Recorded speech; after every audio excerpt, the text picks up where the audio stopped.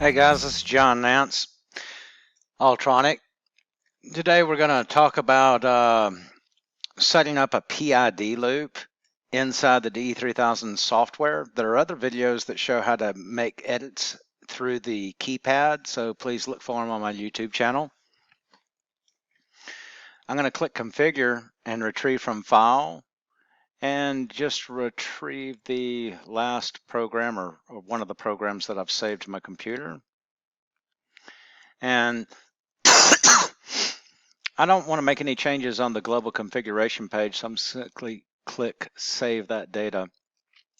And we can see that we have suction pressure set up on channel 1. It's a 0 to 50 pound pressure transducer.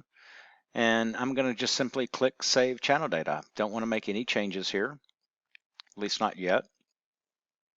And I'm going to go into what we call the program control values. And for what we're doing is we're going to simulate, hey, we want to set up a PID loop to control a suction control valve. And I'm going to talk to you a little bit about proportional, integral, and derivative.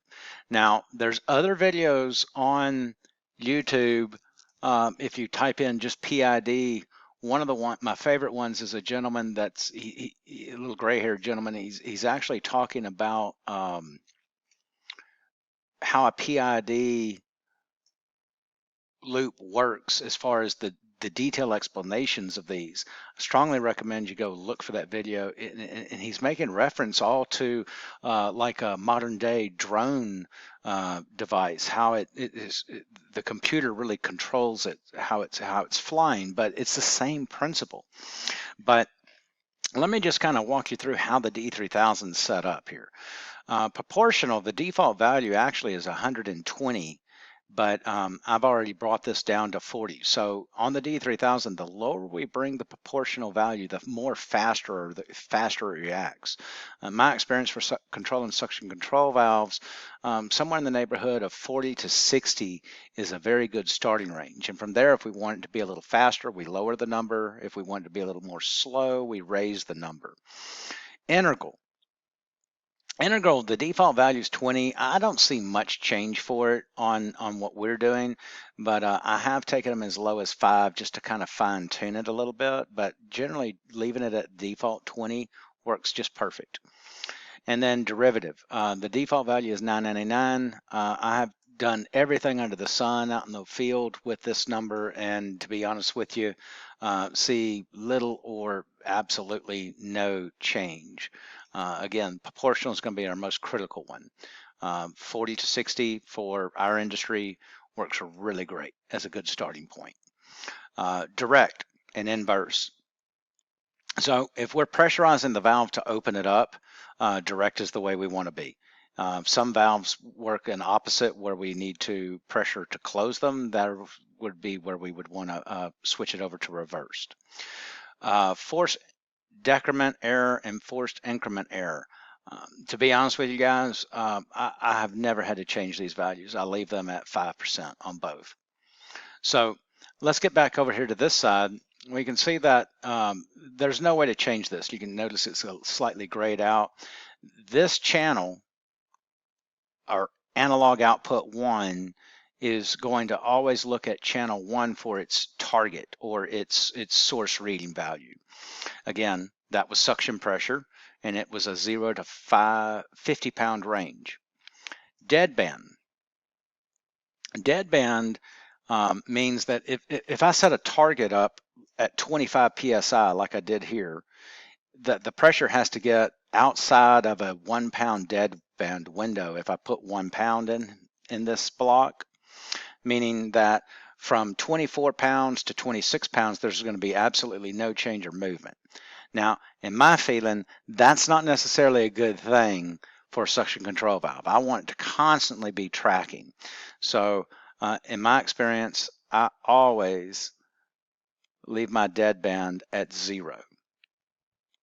And so here, our control set point is set at 25 pounds. So what we're going to be doing is trying to control the valve to maintain a perfect 25 pounds at all times coming into the unit, even though the pressure on the high pressure side of the control valve may be 100 or 200. It's really that simple to set this up. Current at stop fault. Some people like to enable this to where when the unit shuts down, it forces it to go to a 4 milliamp or closed position, if you will. But again, if we're an inverse, we can tell it 20 milliamps right here to force it closed. So it's really that simple for setting everything up in this section, and that's all you have to do. Now, if I back up and I go back into suction pressure, there's a few other things that we can do. Maybe based on suction pressure, I don't want to do that, but there's a lot of information going on down here that I'll take a few minutes to show you. And for some reason, it's not reading quite right here, but maybe we can get that straightened out. So let me give you an example. I can go to a different channel. How about SO1 speed? And in this case, I can tell it, hey, you know what? If we're less than 1,000 RPM, let's do something. We could say forced output decrease on loop 1, forced output increase on loop 1, output increase inhibit on loop 1, output decrease inhibit on loop 1. So let's say for our exercise that we're actually going to use that PID loop to control a makeup valve. And on this package that makeup valve is a full flow valve. So not only does it work as a recirculation or makeup valve, but it also works as a bypass valve. So we could say, hey, if I'm under 1,000 RPMs, force output increase on solenoid or on loop 1 or solenoid pulse control. Now, solenoid pulse control is a totally different thing. That's more for like screw compressor applications. We won't cover that in today's video, but I'm going to select this force output increase. And what I'm going to do is, if I'm less than 1,000 RPMs, I'm going to be telling that loop, PID loop number 1, to go to 20 milliamps. And that'll hold that valve wide open for a makeup valve or a recirculation valve, but in this case, we're going to use it as a bypass valve. So as soon as my RPM gets above 1,000 RPMs, that valve will start running its program. But if the RPM is less than 1,000, that valve will stand wide open. So that's just a little short explanation of how this stuff works. And again, if you don't want to do any forcing on that, just make sure all the channels have no forced inhibit options selected. It's that simple. Thank you for your time and have a great day.